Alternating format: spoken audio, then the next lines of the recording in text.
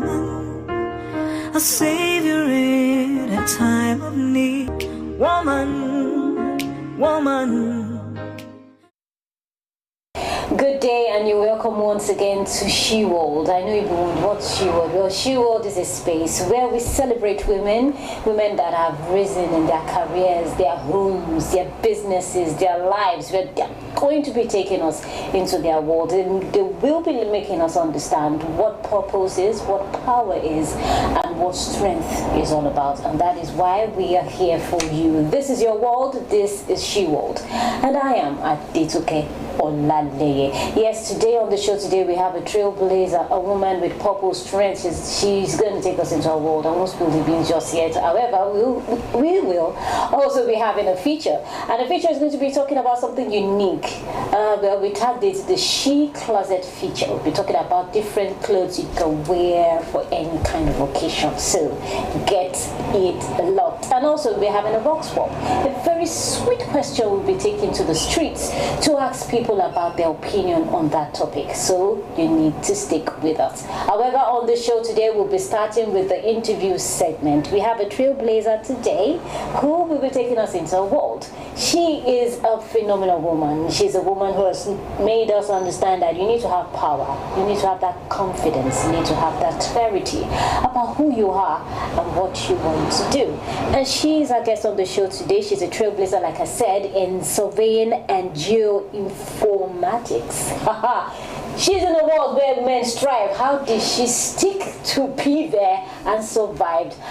She's going to be taking us into her world. She is a Clementina Olaoye Okunleye. Thank you for coming on the show today. Thank you for having me.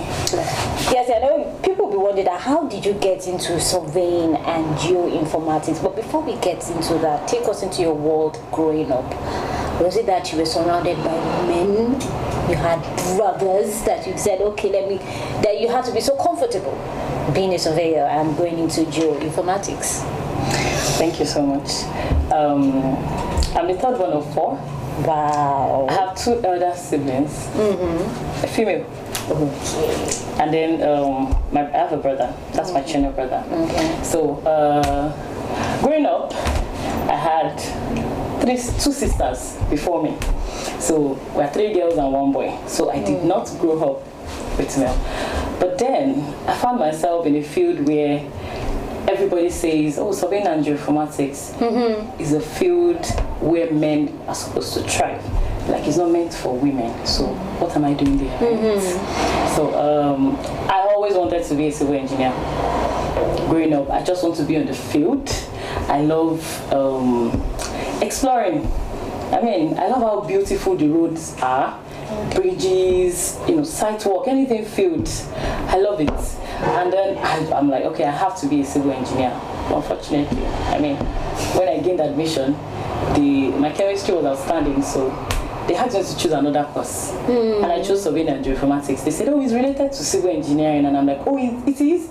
All right. And then, yes, that was how I found myself in surveying and geoinformatics department and the profession. So I had a friend who had issues studying civil engineering. She was like the only, herself and another girl were the only two girls in the department. Did that happen to you as well? Yes. I think we were about 69 in the class. We had only 6 female. In fact, initially from 100 level, we were just 3. Then direct entry students joined us, and that's why we were 6. Wow. So what kept you guys going amongst these men? Because having 6 against those men, how? I think it's personally to me, what kept me going was, I'm like, oh, for a man to do it, then I think I can try. No competition actually, but I can try.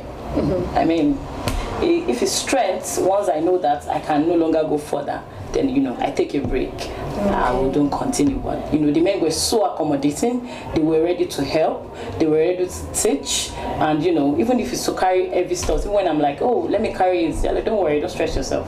So it was comforting that we had people watch out for us like a brother in the film department, and even till now in the profession. Now, so going through school now, being on the field, was there much difference? A lot. So I started my career in a construction company. And, the construction company, You work 6 a.m. to 6 p.m. You know, I'm out of the house very early. I'm on the field all day. While we're in school, you know, we have theory and then we have practical classes. But on the field, it's quite different because you have to be on the field from 6. You're on the road. You get to the road and you start work by 7. By 6 p.m. you close. That means that there's no break, there's no shield.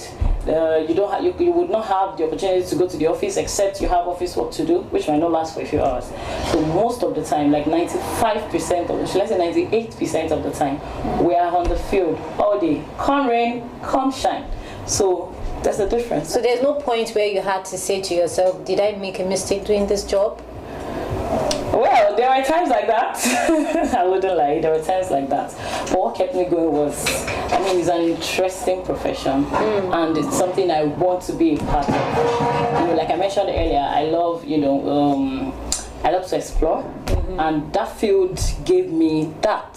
So, I mean, each time I'm tired and I'm like, why am I doing this?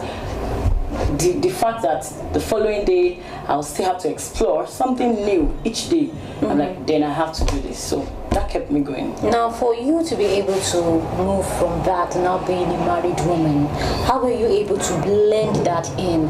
How were you able to put it into your demanding job? Like you said, from 6 to 6. So being married at that same time again and doing all that?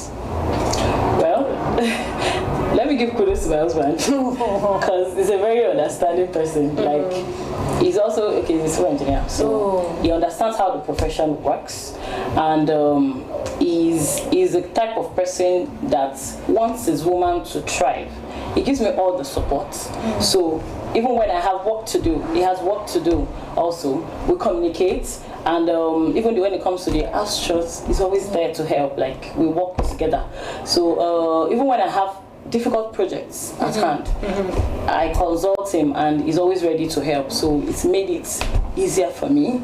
Though at first, I wouldn't lie, it was not easy because being married, like, I'm used to being alone in my space, and then now I have to, attend to my family. So, but like I said, kudos to my husband. So now, surviving all through this and now having some women at some point, they were like, okay, I think I'm going to stick to this since I'm married, since I want to focus on family life and also on my business. And how did you continue into now saying, okay, I want to lecture again? Okay, so one of the things I love to do is to impact, and I found the profession, or should I say the field, very tough when I first got there, and I don't want the same thing for people coming. What were those challenges you faced? So some of the challenges I faced was not knowing anything about the profession. And then getting to 200 level, we have direct entry students that joined us from Polytechnic. I mean, they have the practical, they have the theory, and then they're in 200 level. And I know nothing. And they already know everything about the field.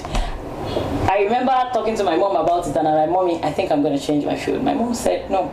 When you're in situations like that, you have people that know it, they are more knowledgeable. So you make friends with them so that they will teach you, they will help you. And that was how all direct entry students became my friend. So like, they know it, so I tapped from their knowledge. So, it was a very good space for me.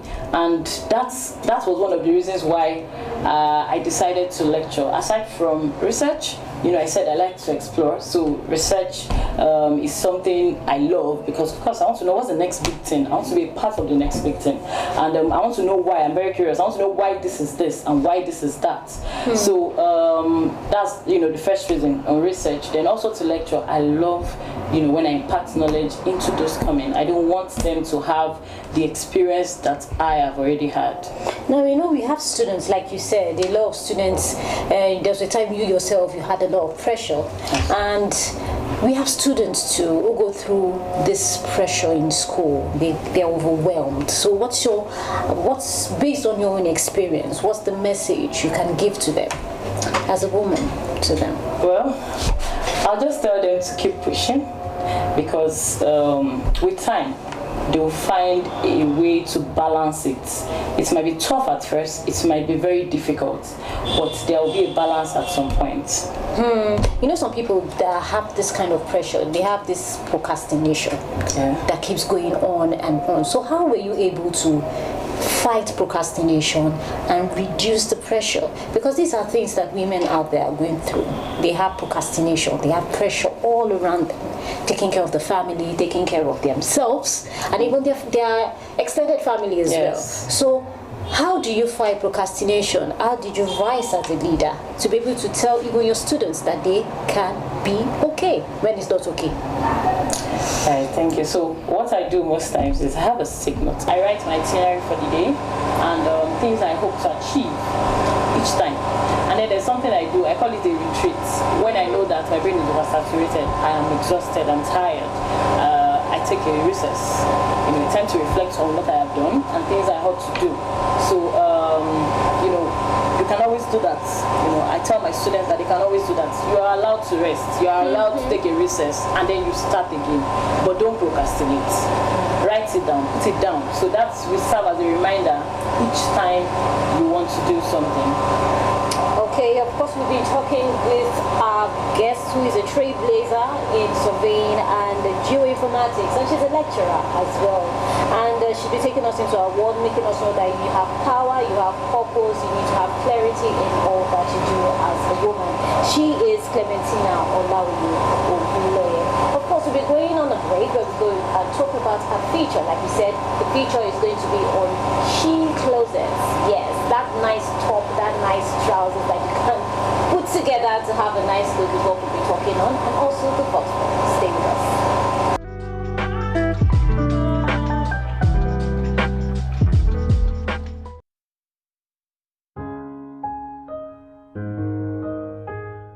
She Closets, where style meets confidence. She Closets is your go-to fashion segment designed to help modern women refine their style, elevate their wardrobe, and show up confidently, whether at the office, a meeting, or a casual outing. This week, we're focusing on two powerful essentials: shoes and office wear, because the right foundation defines the entire look. Shoes, stepping up your style game. Shoes are more than accessories. They are statement makers. The right pair can instantly transform an outfit from simple to striking. Whether you're dressing for work, brunch, or a formal event, your shoes should complement your outfit while reflecting your personality. Trending now, heels on the rise. Pointed toe heels and chunky block heels are making a strong comeback. Pointed toes create a sleek, elongated silhouette, making them perfect for structured off-it outfits. Chunky heels, on the other hand, offer stability without compromising elegance, ideal for long work days or networking events. The stylish sneaker evolution. Sneakers are no longer just for casual Fridays. Designers are blending comfort with sophistication, making them suitable for smart casual office environments. Neutral-toned leather sneakers, paired with tailored trousers or midi skirts, create a balanced fashion-forward look. Bold strap sandals. Flat sandals with bold straps are trending, especially for warm weather office settings. They bring effortless chic energy while keeping comfort a priority.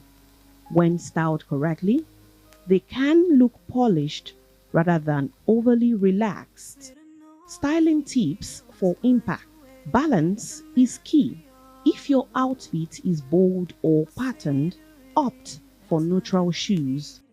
If your clothing is minimal, statement shoes can elevate the look. Mind the occasion. Not every trendy shoe fits every workplace. Understand your office culture and dress accordingly. Invest in versatility. Classic black pumps, nude heels, and structured loafers are timeless staples. Care and maintenance. Regular cleaning, proper storage, and shoe trees for structured pairs help maintain shape and longevity.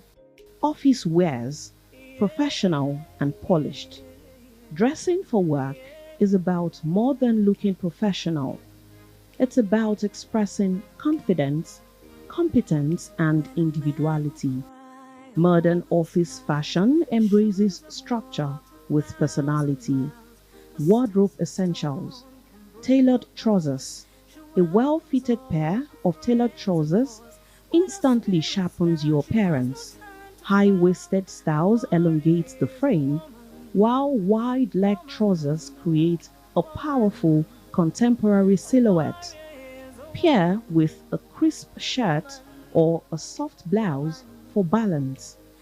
Statement blouses and shirts. Structured shirts, silk blouses, tops bring personality to corporate dressing. Neutral tones remain classic, but muted jewel tones and soft pastels are gaining popularity. Dresses for structure. Shirt dresses and wrap dresses remain timeless choices. They provide comfort while maintaining professionalism. Structured midi dresses also offer a sleek boardroom-ready look. Blazers and layering. A blazer is non-negotiable in any professional wardrobe. Oversized blazers bring modern edge, while tailored cuts maintain classic sophistication.